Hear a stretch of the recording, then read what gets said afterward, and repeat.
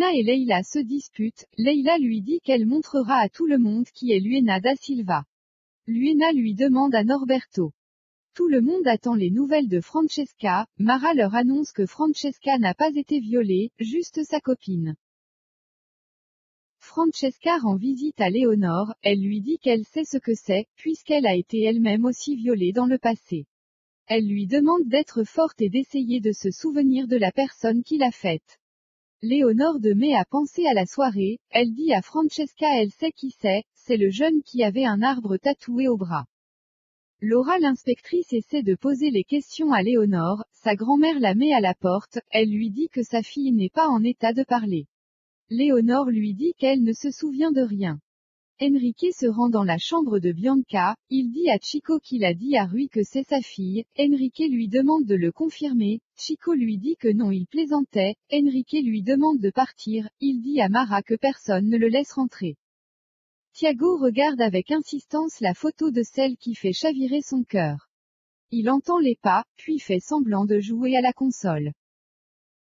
Docteur Quintella et Gaetana rendent visite à Tiago, ce dernier ne veut les voir, le docteur dit à Tiago que sa mère est venue d'Espagne juste pour le rendre visite, sa maman lui demande pourquoi il ne répond jamais à ses emails. Sa maman lui dit qu'il lui manque, Tiago lui répond que, tu m'as vu je suis toujours le même rien n'a changé, il lui demande de partir. Son père lui dit qu'ils sont venus passer la fin de la journée avec lui. Tiago refuse, son père lui demande pourquoi il ne rejette pas son frère. Tiago leur tourne le dos, il se met à jouer à sa console. Tomé dit à Chico qu'il ne pourra plus lui laisser entrer à l'hôpital. C'est fini pour lui. Tomé rejoint Mara, Mara lui demande s'il n'a rien remarqué à la soirée, ce dernier lui répond non, c'est quand les gens ont commencé à tomber qu'il s'est rendu compte. Mara lui dit c'est sûr que Chico doit tellement se sentir seul qu'il est obligé de passer son temps à l'hôpital.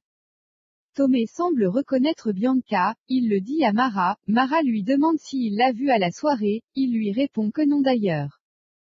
Tomé se rappelle de la photo que son frère l'avait montrée, son frère lui disait qu'il avait rencontré la jeune fille sur internet, cette dernière était même prête à se marier, chose qui est rare. Tomé envoie un message. Alex demande à son père pourquoi il se dispute toujours avec sa maman, il lui demande si c'est lui la raison de leur dispute, ce dernier lui dit non, que c'est normal qu'un couple se dispute. Sa maman rentre dans la salle, le monsieur demande à sa femme pourquoi elle est triste, il lui dit qu'elle a l'air d'une personne qui a beaucoup pleuré. Il lui demande si elle était licenciée, si son employeur a appris pour Alex, elle lui répond qu'il n'y a rien ça fait longtemps qu'elle travaille dans la boîte. Cabé demande à ce qu'on lui remette en forme, Mito lui dit qu'elle est là pour ça, elle enlève sa blouse puis saute sur lui. Telmo demande à Soraya depuis quand elle sait cuisiner, cette dernière lui répond que ça fait longtemps, c'est juste lui qui n'a jamais remarqué, Soraya lui sort une bouteille de drogue, elle lui demande d'où ça vient, elle demande s'il a recommencé à vendre de la drogue, ce dernier lui répond qu'il essaie d'économiser pour avoir sa propre affaire, parce qu'en travaillant au bar il ne gagnait rien, Soraya lui demande d'arrêter, elle lui dit qu'il a vendu la moelle de leur fils pour le même business de Tuku. Telmo essaie de s'en aller, Soraya lui dit qu'elle va appeler la police.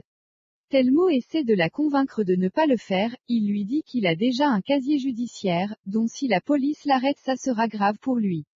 Il lui dit qu'elle sait qu'il ne consomme pas la drogue, Soraya lui dit qu'il le vend aux gamins qui finissent après dans le coma à l'hôpital, Telmo lui répond qu'il ne les force pas à l'acheter. Mara rend visite à Tomé, elle lui dit depuis qu'il a appris que c'est la copine à son frère, elle l'a senti triste. Elle lui demande pourquoi elle n'a jamais parlé de son frère, Tomé lui répond parce qu'il a gâché sa vie. Il lui dit qu'il avait forcé à sauter quand il avait 15 ans, son frère avait toujours peur de tout. Mara lui dit qu'il n'est pas responsable c'est un accident, elle la prend dans ses bras. Mara dit à Tomé de dire à son frère que sa petite amie est dans le coma, ce dernier lui dit comment pourrait-il annoncer ça à son frère, Mara lui demande de le faire avant que quelqu'un d'autre ne le fasse. Luena dit à Bino que Leila lui a fait des menaces, elle lui a dit qu'elle montrera son vrai visage à tout le monde.